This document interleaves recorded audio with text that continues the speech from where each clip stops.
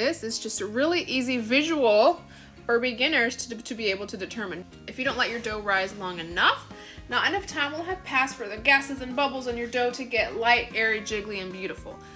And you will just end up with just this flat, kind of gummy loaf, no matter how long you bake it for. On the flip side, if you let it rise too much, it will have gone through all of the energy sources that are in the flour, and it will just completely deflate, fall flat, and then again you'll end up with a flat doorstop that is hard as a brick. So it's just about finding that perfect little middle ground, just enough, not too much. So I wish there were a magic number that I could give you to tell you how long it will take your dough to bulk ferment. Truth is, there is no magic number.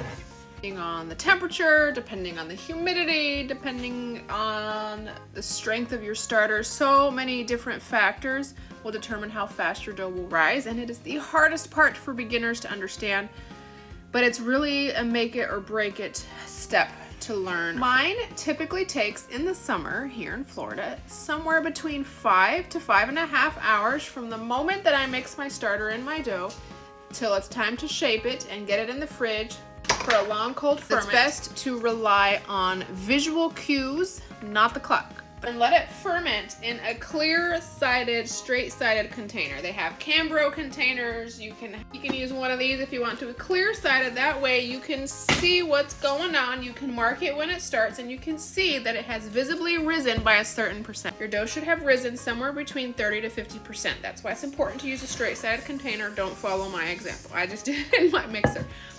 2, you can use the aliquot, okay? You put, after you mix your dough, you put 40 grams into a little 2-ounce cup, okay?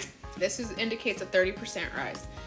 But I don't want you to solely rely on this, because if you do, this will end up as a clutch, and then you'll still really never learn how to tell because you're just looking at this. It should be jiggly like Jello.